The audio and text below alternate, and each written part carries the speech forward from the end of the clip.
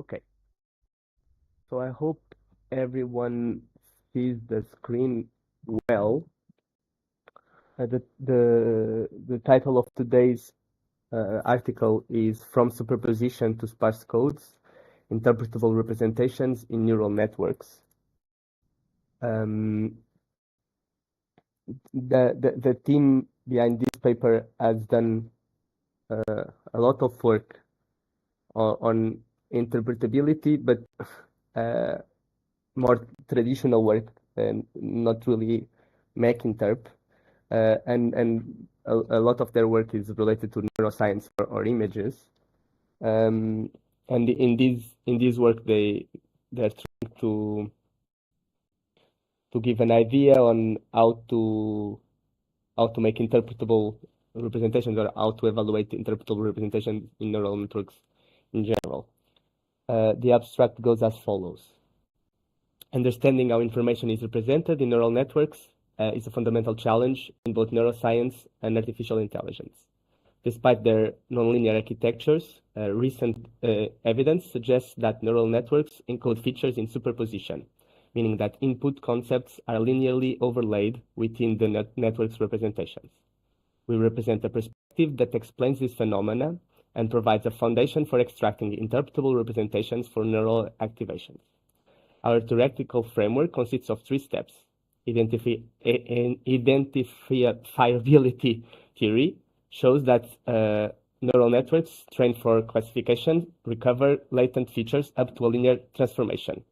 Sparse coding methods can extract disentangled features from these representations by leveraging principles from compressed sensing, and quantitative interpretability metrics provide a means to assess the success of these methods, ensuring that extracted features align with human interpretable concepts.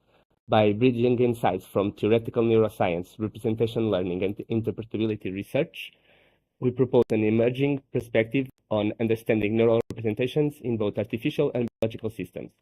Our arguments have implications for neural coding theories, AI transparency, and the broader goal of making deep learning models more interpretable. I think we can right ahead go to the first picture, which explains the superposition and what they mean, what they're trying to do in this article. One thing that is, let's say, well known in interpretability is the fact that concepts are represented in superposition because there's not enough dimensions, let's say, to represent them all independently. Here in this image, what they're showing is on the top row 2 different concepts, an elephant and a pink ball, and then those concepts but composed, so an elephant and a pink ball at the same time. And these are generated images from ChatGPT. And then using a transformer, a vision transformer, to get embeddings for each of these images, they show that the activations or the embeddings of the images by themselves, the sum of them is similar to the activations of the conjugated image. And this is what they show here on this line. So F after G and G is the process of generating the image, and F is the neural representation. F after G of both of the concepts is similar to F of just one concept plus F of the other concept, and they show this for for generated images, but also for, and this again is just an example, but with real images where they have this dog, this cat, and then the dog and the cat together. And what they're showing is that it seems that you can see the composition of concepts in neural networks just by looking at the representation space. You wouldn't see this if you just look at pixel space. So if you plotted the pixel space of this picture and the pixel space of this picture, it wouldn't align well with this pixel space that has two pictures, the two concepts. This is what they say here at the bottom. And their idea is this, that you have a real world that represented here by this generative model that has interpretable features like elephant and red and ball. And when it generates data through some nonlinear function, a nonlinear neural network, by making this image, if you then use another nonlinear neural network to get the neural representation of this data, you get something that's in superposition, meaning that your dimension, the different concepts are not independent directions, but that there's a linear transformation that goes from this superposition to some independent directions, which are sparse codes, which can be used with compressed sensing techniques to recover the original interpretable features of the generative model up to permutations. So maybe before ball was this dimension, but now it's a different direction. But it doesn't matter because you still get independent dimensions for each feature. And in this paper, they discuss what are the conditions that the data has, the generative model has to have, and that the sparse codes have to have for this to be possible, for you to be able to extract sparse codes from a neural network that are interpretable and that they align well with the generative model that has these interpretable features.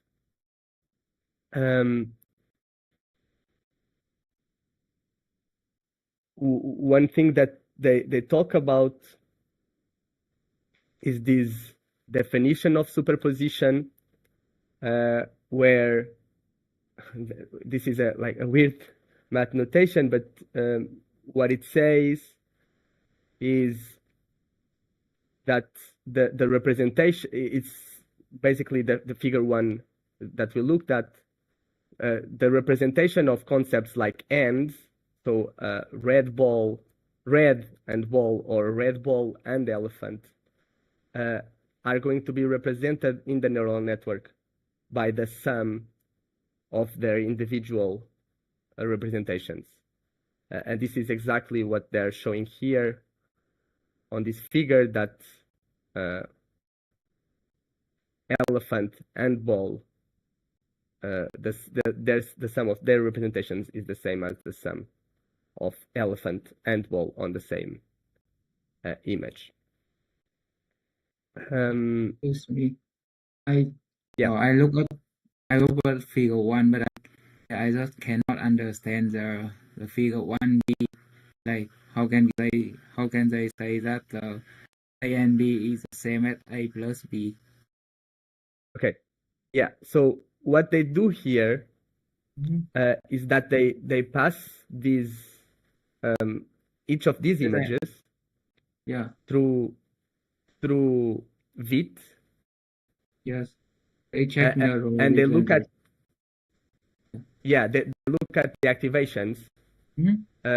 and I'm not sure exactly what they do to reduce this to a single dimension, Huh? um, but what they argue is that um, the you get that the sum of the parts is equal to, sorry, the image that is the sum is the same as the two independent images, the representations of the two independent images. I also, so I talked with the author just the other day, and this doesn't seem, this cannot be the true story, right? Because um, if you if you have if you had an image that has a purple elephant and a gray ball, it should be different from these two, right? But you can already decompose this ball as a gray ball and a pink ball, and so there's no way to actually bind the pink concept to the ball, and so there's, if you swap these colors, you should, if this idea, if this simplistic idea is true, you would get also the same representation. But that's not exactly what happened. So something else must be happening, because neural networks seem to be able to bind concepts. Like in this image is the same. You could potentially divide this cat into the fact that it is a cat and that it has spots. And then if it has spots, and spots is a concept like a red ball, if you had spots on this dog and this cat was the color of the dog, this should also be the same thing, but they are not, right? A human can understand that the spots are in the cat and that the dog has the color of the dog. So it's obvious, or it seems like this is a simplistic picture of what's happening, but it cannot tell the full story, because it doesn't it doesn't represent all the information that we care about. I don't know if that was the question that you were trying to ask, or if you have a more specific one.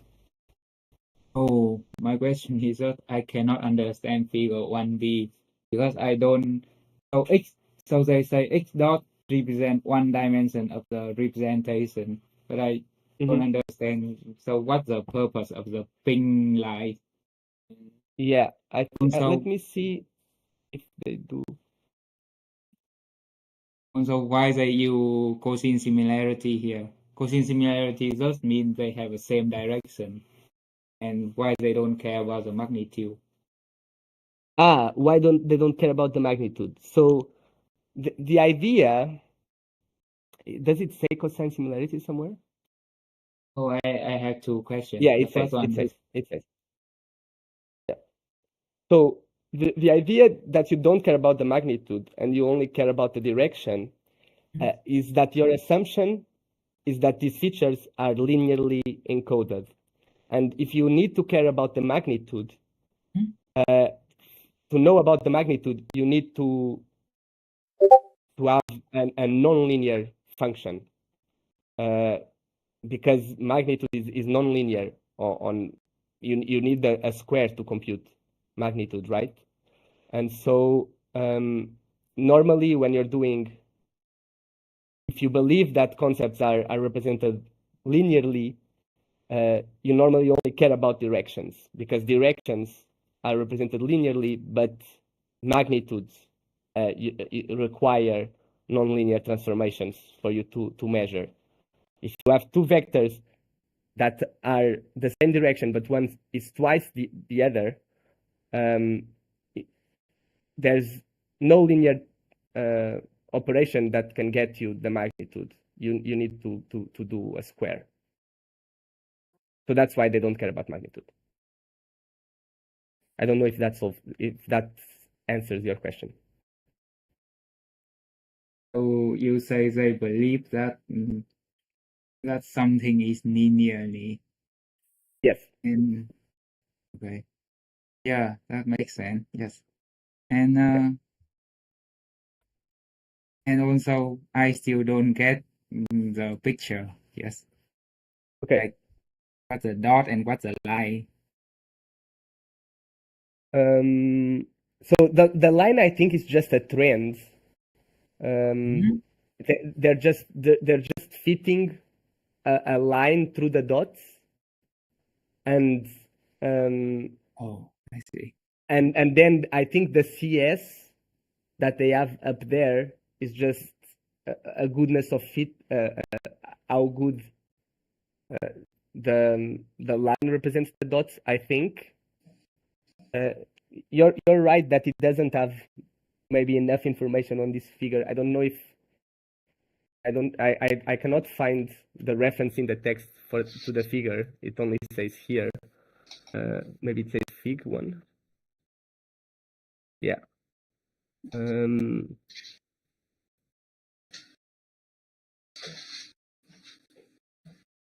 Yeah, it doesn't exactly say how they compute those dots and that line, but I'm pretty sure that the line is just a goodness. It's just a fit, and then this is how good the fit is. And if it was 1, it would be perfect. And of course, Yeah, yeah. it is not perfect because it's a bit blobby. Yes, I see. Yeah. I just so I well, I just curious because I so if they use clip, the clip model, they change.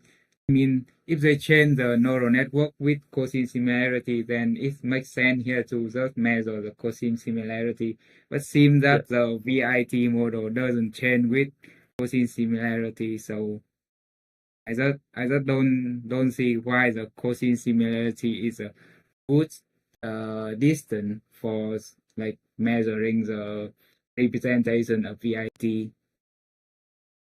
Hmm. Yeah, I mean, I think that that is one of, so the idea that you have concepts represented linearly in a model is Mhm. that the concepts are directions, and the way that you measure alignment between directions, the default one is the cosine similarity. Um, right? So that's that's why they use cosine similarity. I understand that. So I don't know exactly the internals of VIT, and I know that it's different from clip, but the idea that you expect that in general, any kind of neural network, if you believe in the linear representation hypothesis, will represent concepts linearly, and so you can kind of extract representative concept directions by doing, like, you'll find that cosine similarity to measure similar concepts. That's just one assumption, I guess, that people do, and it seems to fare well with the data. It's not obviously perfect.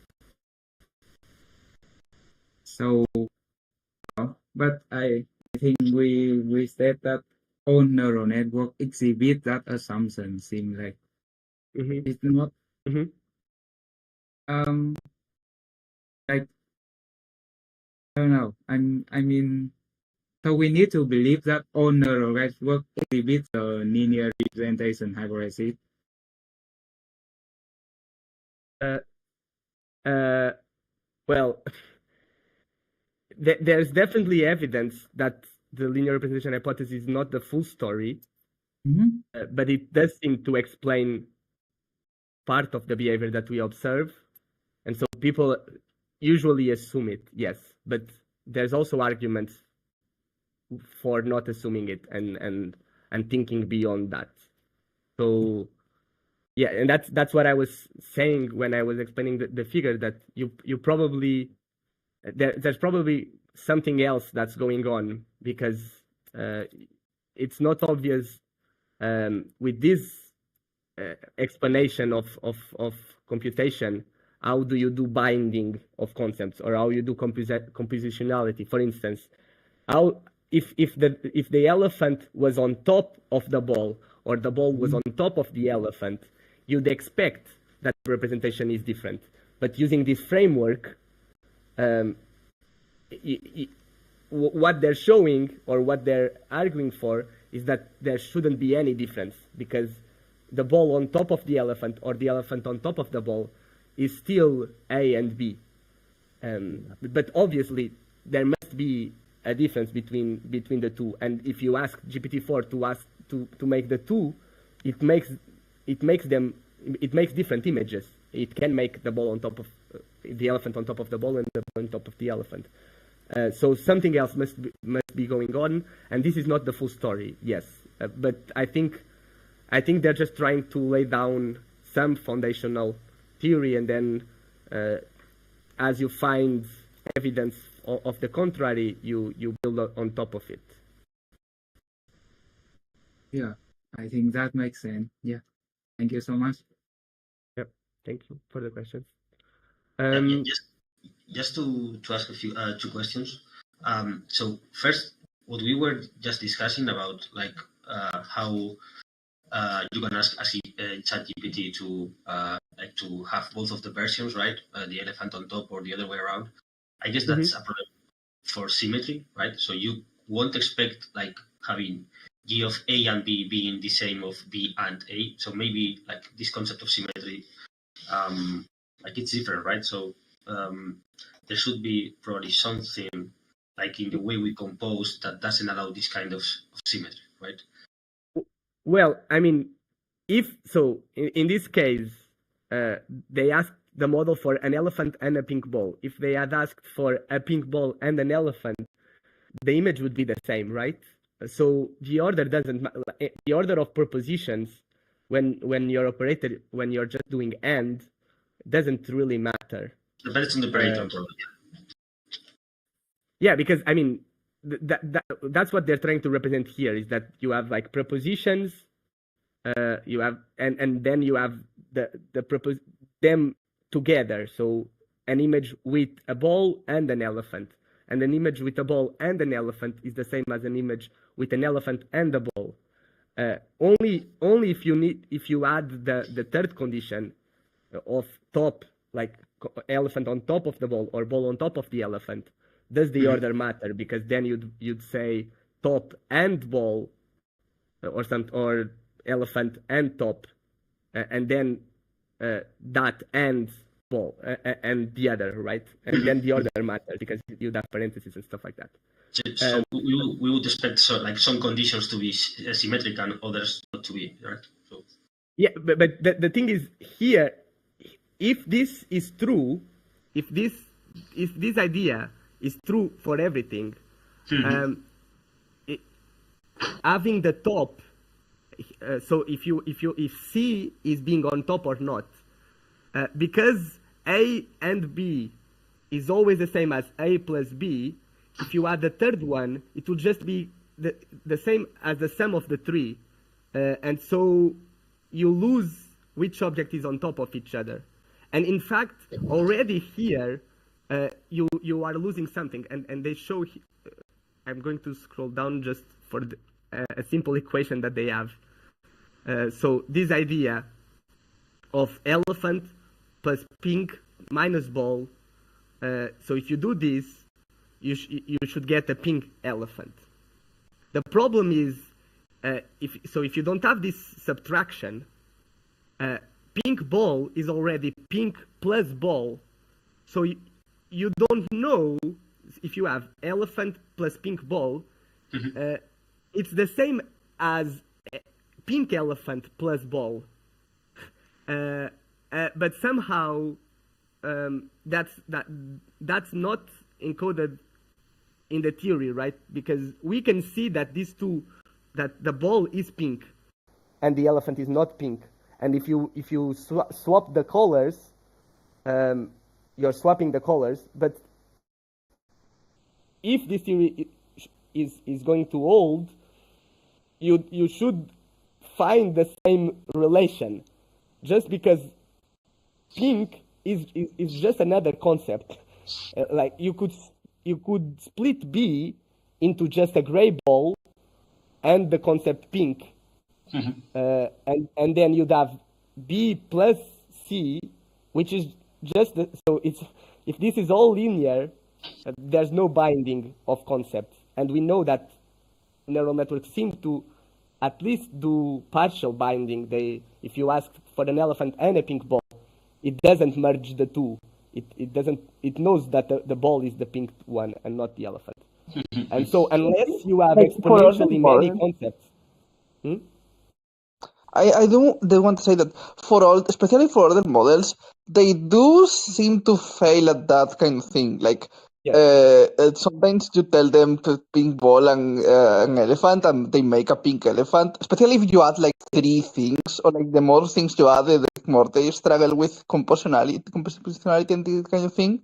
And I wonder if that's related to like them having simpler representations that will work like this, and some more. And the top example as well. So if you ask it for a ball on top of the elephant, or the elephant on top of the ball, some of the older models would just be able to do one of them. Doesn't matter which one you asked; it would always do the same. Part of it would be because it only saw like the elephant on top of the ball and not the other. But I think part of it is what you're saying, that the representations are just too simple, and it didn't solve this binding problem, or it didn't get a workaround, and so it gets confused with the concepts. The other alternative would just be that these new models also never solved the binding problem, but that they just are representing this exponential combination of concepts, and they're individually representing pink ball as a single concept, which is completely different from the concept of red ball, which you'd not expect it to be, right? You'd expect that pink ball and red ball are a ball still, and the only difference is the color. But maybe models are just representing all of these concepts independently. Yeah, it seems that unlikely that. Maybe there is some of that, but at some point the model will just probably learn some way of compress that and do it more nicely, because otherwise it's just not going to work for all possible combinations of everything. Yes. Like that just doesn't scale. Maybe it will be interesting to like look at older models that get some kind of picture like this, right? And a newer model that gets wrong, and a newer model that gets it right, and see if you can find some difference in how they represent the same thing. Yeah. I think there's also one thing that they mention, like if you're able to find to do these kinds of equations in models and see which kind of equations fail, you can kind of look for like what concepts are missing and what kind of compositionality problems models cannot do. And that seems like an interesting thing to do, to maybe look at the family of models that are different sizes and see which can do which task, and if you can understand why their representations are more poor or something. Yeah, so I also had one observation regarding the previous figure that has also it's related to the discussion you had before about the magnitudes, right? So here we are only working with wholes, like entities as they are, right? But like I was thinking, what happens if you ask the model, okay, I want a gray elephant and a slightly pink ball. So like I don't know if this framework considers that possibility, right? Where you are somehow providing some kind of magnitude, let's say, to the composition, right? So it's not it's not like the whole entity, but rather like half of an entity, or like it's like part of an entity or whatever. A way that you can kind of cheat this magnitude thing is that if you have a direction that is pink ball, and you deviate a bit from that, your cosine similarity will be smaller, and so you could kind of use this angle to represent like the intensity of the ball. The problem, obviously, is that this doesn't work if your space is dense and all the directions have meanings, because then you're going to start representing something else. But you could kind of cheat and still in this linear way if you just add two concepts by doing this trick of, okay, I'll represent the intensity of pinkness by my angle with pink. But it's not obvious how you'd solve this problem, like in general, without just representing other concepts. But yeah, it's obvious. These and we kind of see this on activations, also if you're using sparse autoencoders, that sometimes models are using intensities, and so it's not only the direction that matters, but also the magnitude of the direction. Yeah, so we're basically creating manifolds, right, of properties. Okay, thank you.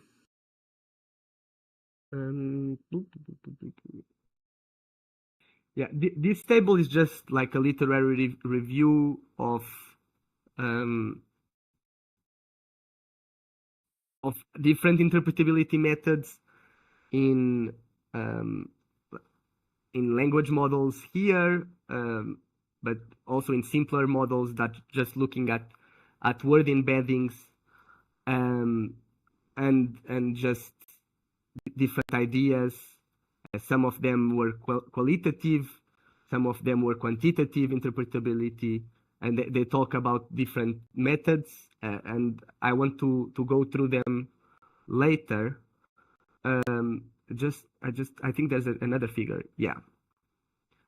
So this is a bit of what we were talking about, that if you have an elephant plus a ball that is pink minus just a ball, this should be the same as an elephant. But at the same time, it's not obvious, like because a pink ball is already just a ball plus the concept pink. So it's not obvious that you wouldn't get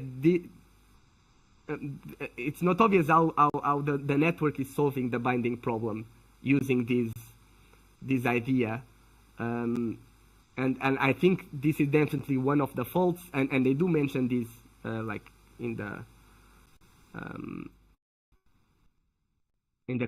not in the conclusions, but how do you call them, limitations. In the limitations they discuss what are the problems with this approach. But ideally, the idea is that your data has some latents, and these are the real latents of the world somehow, that your data contains, and the world is using a nonlinear transformation of these latents to generate the data, and then your neural network learn some representation of this data, y, and the article discusses the conditions where there's this linear map between y and the real latent, and using sparse coding, you can find these real latents that generated the data, and these latents are going to be the same as the real ones up to a certain permutation, and yeah, they discuss here.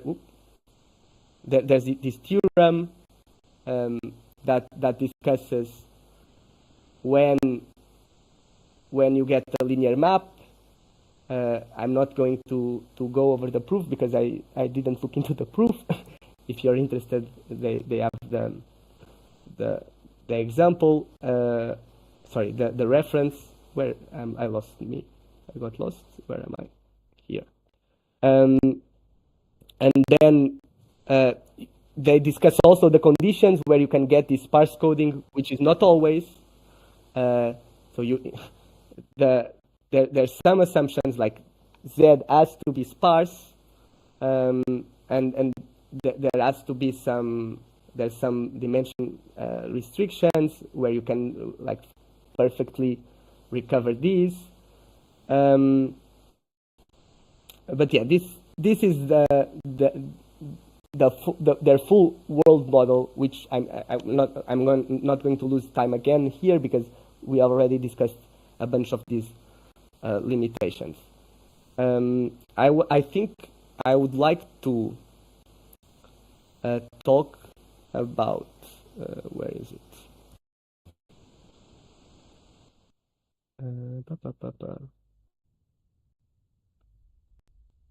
Yeah, so maybe go through this step 1 just so we can discuss these results and skip the limitations and then talk about the limitations, then read this step 2 just until here and talk about the limitations as well, and then discuss I'm not going to read this, but discuss these quantitative interpretability methods, and then talk about the limitations as well, and then we can go to the conclusions. And we've covered the figures already, and I think that going through this part of the text is also helpful to enhance the discussions. So let's read this in the identifiability tree for linear representations. And so the idea is that the true latent variables behind the data, as well as the generation function G, are not known to us. All we observe is the data X. Our goal is to uncover the true latent variables in the world and understand how our neural networks represent them to perform computations. To aid in this endeavor, we return to the superposition principle, which was that expression we saw above.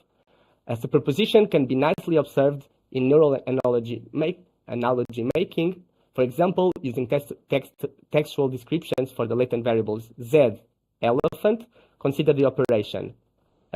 This fog thing is what we discussed before. G is the process of generating the data, where the concept is elephant, and F is the neural network representation. It's written here below. And so the claim is that the data generation process of pink elephant followed by the neural representation should be the same as if you did the math. So you separate pink ball minus ball, and you get pink. And you should be able to get pink independent of context. So you could do pink ball minus ball, or you could do pink elephant minus elephant. And the superposition of concepts, which here is a bit different of how we use superposition normally, just means that elephant plus pink is the same as pink elephant. And there are a bunch of data sets that they talk about, especially about text, where you can try to find this property, which is additivity. If you have additivity as well as homogeneity, this means that you have a linear function. And this is just the definition of a linear function. And so if if this is true, then you can know, since we know that the neural representations are only a linear transformation from the true variables, we can extract the true latent variables if you can invert this. And the question is, when are the conditions available for that? I think this discussion is a bit too dense. So maybe we can read the limitations. Our framework assumes sparse latent variables in Euclidean space, whereas contrastive and supervised learning theories often assume dense latent variables on an hypersphere. Some latent variables, such as object pose, exhibit non-Euclidean topology, requiring embeddings in curved manifolds within the latent space. The linear representation hypothesis may only hold approximately in cases where topological constraints prevent a fully linear encoding. Extensions of compressed sensing theory suggest that recovery remains feasible even in these cases. Furthermore, we might also assume that latent variables are discrete, for which both identifiability and compressed sensing theory exist. Furthermore, the linear identifiability results assume that the latent variable dimension of Z equals to N, and that the neural representation M are matched. But this is not the case.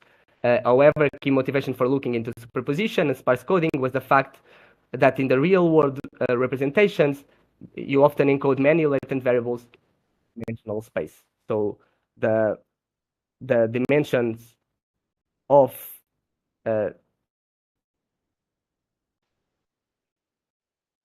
your neural network are smaller than the real dimensions of concepts using non-orthogonal directions. So what are the limitations that they talk about here?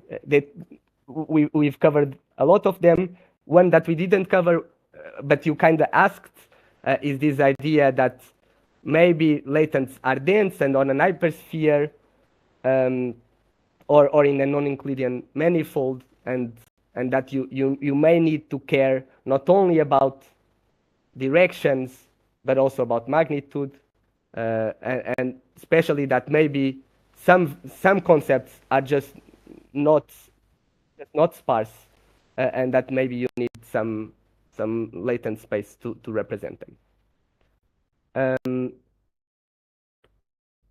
They discuss how you can use sparse coding, and in particular sparse autoencoders, to try to find these dictionaries that find the concepts. Here, this is just literature on different methods of sparse autoencoders. I think the limitations are interesting to read as well. They say that recent investigations have scaled up sparse autoencoders significantly, showing, and in this figure they show where the theory predicts that the codes can be recovered. The results show that simple SAEs cannot achieve optimal recovery, raising the question of the types of algorithms that what types of algorithms can scale to millions of sparse codes. Answering these and designing efficient algorithms that close the amortization gap is essential for further progress in decoding high-dimensional neural networks, neural representations. It is also an open question of how sparse coding methods perform when the input to the model is shifted away from the training data. Furthermore, they identified feature suppression in SAEs, which is equivalent to the activation shrinkage first described in 1996 as a property of L1 penalties. Numerous SAE architectures have since been proposed to address this.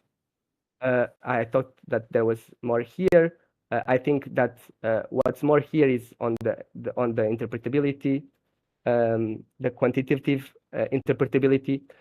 What they talk about in quantitative interpretability is that any kind of representation that uses a linear combination of concepts is going to be less interpretable than a representation that uses just the concepts by themselves. And because of that, because concepts are in superposition, if you look at neurons in neural networks, they're always going to be less interpretable than if you were looking at the two concepts of the neural network. And this, I think, everyone understands and agrees. And what they claim is that then if you find this linear transformation that is trying to pull away from superposition, you should have a function, some metric that measures interpretability to evaluate how good the sparse code that you recover are. They talk about some quantitative interpretability methods. In language models, one of these methods, which is called the word intrusion task. And basically, you have something like 1, 2, 3 elephants, and then a human normally would have to find that elephant is the intruder.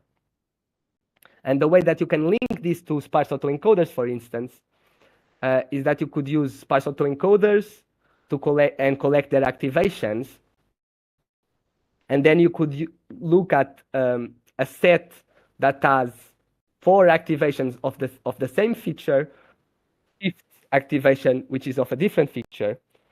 And your sparse autoencoder would be interpretable if you would be able to always distinguish which is the intruder. I'm not sure if I hope that you follow this. This means that you could potentially measure how good the representations of your sparse autoencoder are without having to generate individual explanations.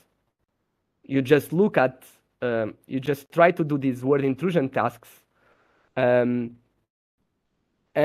if your sparse autoencoder representations always encode well these tasks, it would mean that the sparse autoencoder is interpretable or is interpreting well your network.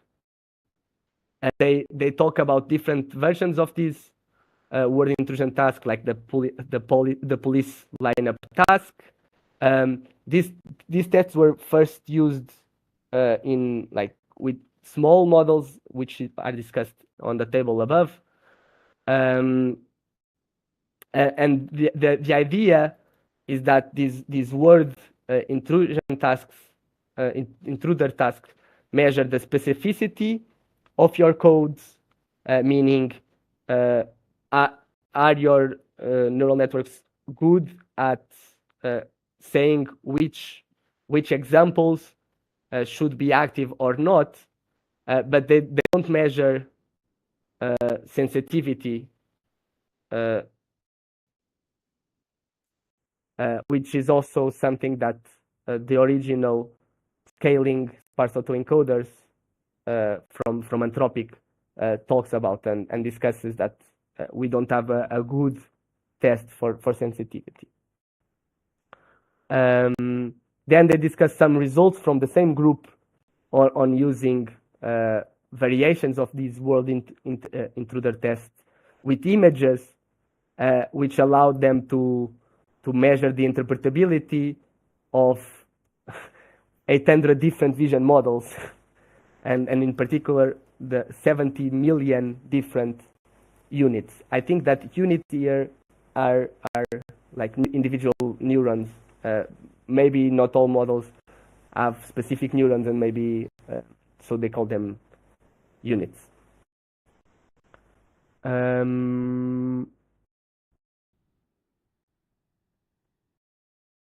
Here in the limitations, they discuss that. Any question? No, I just wanted to comment that this idea of the word intrusion task is really interesting. In the past, I did something similar for knowledge graph embeddings, and we developed some kind of, we used some kind of automatic, word intrusion task, kind of, where the idea is, so I have my vocabulary with my tokens, right, with meaningful words. So the idea is, if I have some kind of activation. So in my case, it was not like full activations. It was just the dimensions as neurons. But in this case, it would be something like, if you have your activations, right, you can get the 5 or 10 most activating tokens or words regarding such activation, right? And then you can compare the cosine similarity between them. And if you realize that the cosine symmetry is quite high between them, the mean of the cosine similarity between each of the words is high, then you are somehow assuming that there is some coherence within that activation, and it means something, right? So it is okay. It's a really interpretable activation. Otherwise, if there are like many words that are not related between them, the cosine similarity would be low, and then you are like assuming that activation is not interpretable, right? So this is like a really good idea, I think. Yep. Yeah, this is similar. So what they do in this, fuck, I don't have it here. Oops, I thought I had it prepared. What they do in this article where they scale it up is similar to what you're saying. They don't just do a simple cosine similarity.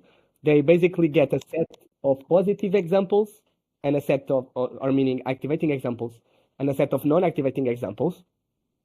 And this set of examples is what they call an explanation.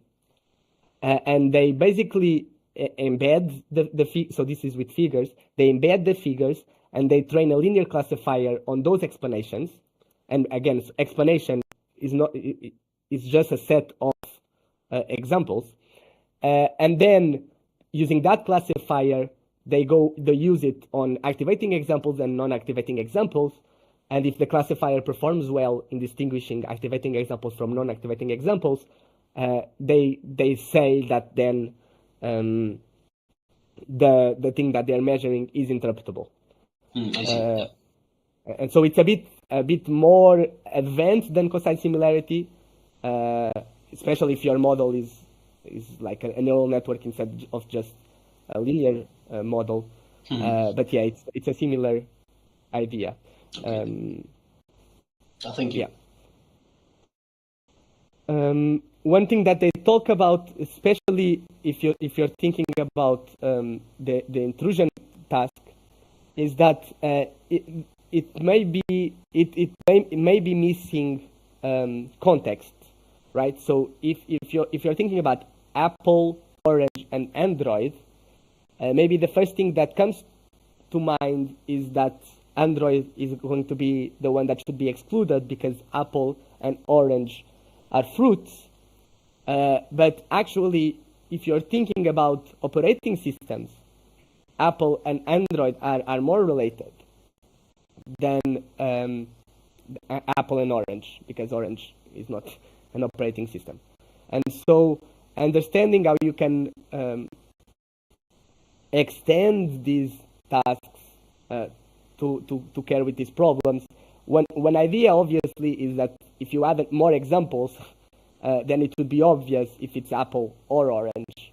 But maybe for some concepts, you're restricted on the number of examples that you can create.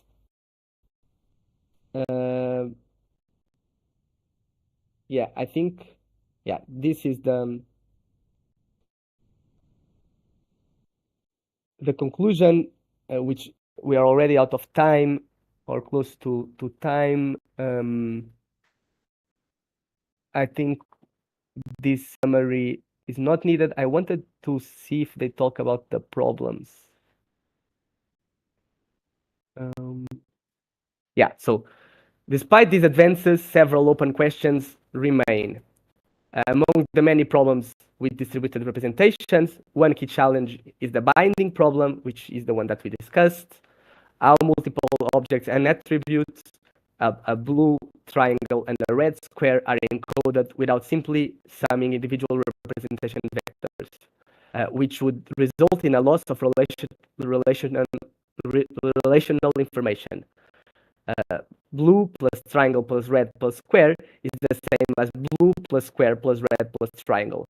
So how do models, while compressed sensing theory provides guarantees for sparse recovery under ideal conditions, practical recovery in large-scale models remains challenging, necessitating the development of more efficient and scalable sparse coding algorithms.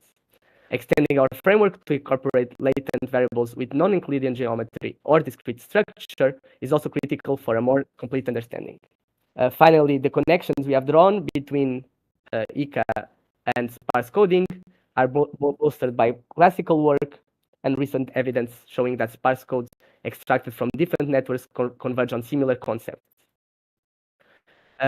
Advances in nonlinear ICA and causal inference increasingly rely on sparsity assumptions for identifiability, yet extending these results to cover scenarios involving lower dimensional latent spaces, manifolds, and anisotropy remains an open and exciting challenge. In summary, by integrating insights from theoretical neuroscience, representation learning, and interpretability research, our work lays a solid foundation for future studies aimed at deciphering the coding principles of both artificial and neural networks, biological neural networks, systems, while also advancing the development of transparent and robust AI models. So this was a complicated article. Well, there's Alice here. It was very theoretical. I hope it was not too confusing, and it was at least some of the concepts discussed were interesting. If there's people that have questions or want to make any comments, we can make them now.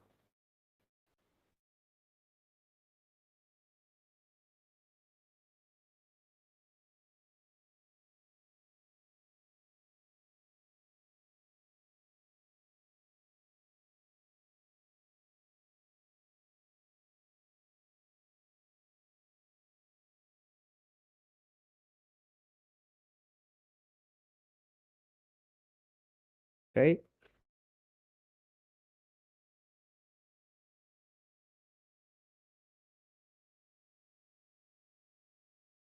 I just saw someone say thank you, so I'm going to assume that they don't have any questions. I don't. I cannot. I'm not going to be able to do it next week, so I don't know, Victor, if you want to. Don't worry. I just today I didn't sleep very well. I just they ended up sleeping all evening and wake up when the reading group had already started because I was a bit sick yesterday. But I think I'll be available to run it next week. I'm not sure which paper I'll do, but we can pick something. Ned, make one of the questions. If you have too many questions, just make one of them. I have a comment. Go. So so this one seems they don't care about the architecture. They don't care about the optimization. They don't care about the data set.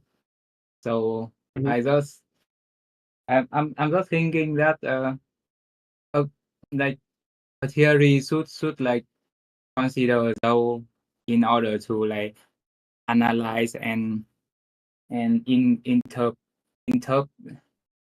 the neural network as a result of combining data set optimization and architecture. So okay. I just wonder if the like the direction the approach in the paper is to say maybe promising to really explain what happened in neural network.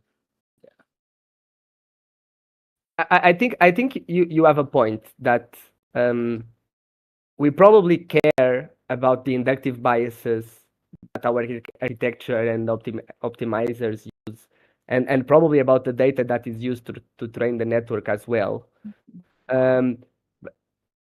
Maybe the idea is that if you're training a complex enough system, like a large language model, which has to somehow make a model of the world, this model, if you're having something like a general, a system that is general and actually can describe the world well, maybe would not matter which data that you train or which optimizer that you use or what architecture that you have, as long as you have enough that your system is general. It's not obvious if that's true as well, or if that's always the case. And I think your point makes sense, that maybe we need to care about what data was used to train the model, or exactly what kind of inductive biases you have when you're training it. But I think what they're claiming for, or claiming to care about, is about these general kind of models that are modeling the world somehow, and to see if you can extract what are the world models that the world models that these models have, and that probably the data, the architecture doesn't matter that much, because if they're really modeling the world, they probably, because there's only one world, at the end of the day um, they'll model it no matter what. I agree that it's a strong hypothesis, or a strong assumption. And so usually for example, I use a CNN network to do some object detection, and I don't think I want my CNN network to model the world, but it seems that based on their theory, they will claim that my CNN model will also have follow this theory, because they say the weak chain form follows this theory. Yeah. Mm-hmm. And yes, but when I change the object detection model, I don't want it to model the world. I want it to solve my problem, which is detect object. Yes, but to better to understand what an object is requires you to model world, right? Like if you want to see where are people in the street, the only reason that you can make sense of the pixels in the image is because you're modeling that people this shape and streets are this shape, and so you can know what's the difference between a person and the street. And if you don't care about the model of the world, then what you do is those old simple algorithms that just do pixel differences, right, to find the edges. But obviously that's not enough, and that's why we are using more complicated architectures, and they inherently start to model the world such that they can solve the task. I mean, that's the argument, right? That the reason why language models can do language modeling is because they are making a model of all languages, and so they can understand what's the next token, because their world model explains that some tokens are followed by other tokens. Yeah. So yes. So got the point. Yes. I think this work seems applicable only to model with one understanding, because when I thinking about object detection, I can think about very special object that I don't need to detect all the object in the world. I just need to detect one object of interest, and so I don't need my model to model the world. Yes, I understand your point, and like very specific algorithms will probably not have a full world model, but they'll still somehow model something about their restricted world, right? They'll understand what is an object and what is not an object, and to understand that, that means that you're modeling something, and that's what your world model is. Here, the world doesn't actually mean the universe. It just means the space where your data like was generated from, right?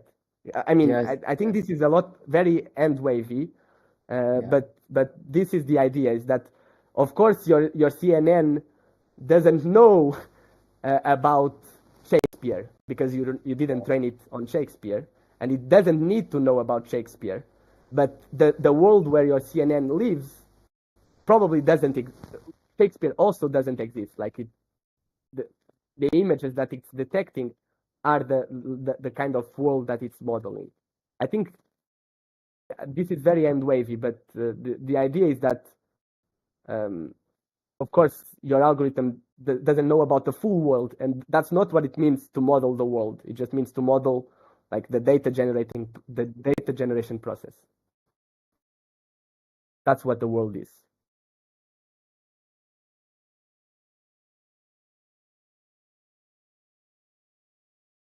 Yeah, that makes sense. Yes.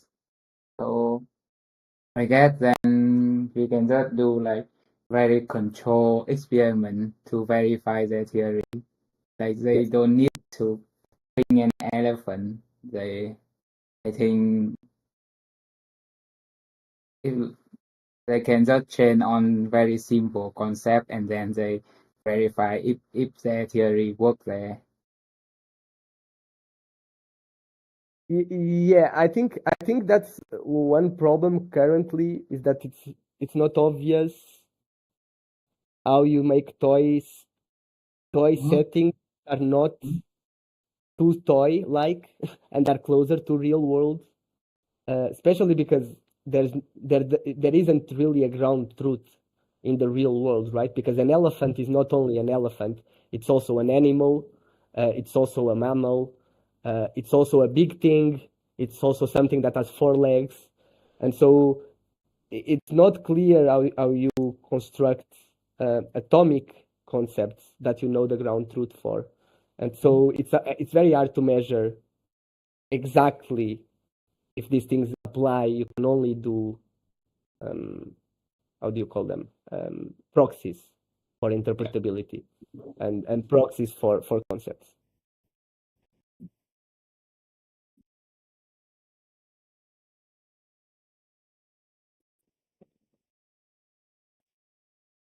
Okay. Yeah. So we are over the 6. If people don't have any other comments, I would like to go. um, Thank you for being here and listening to my rambling.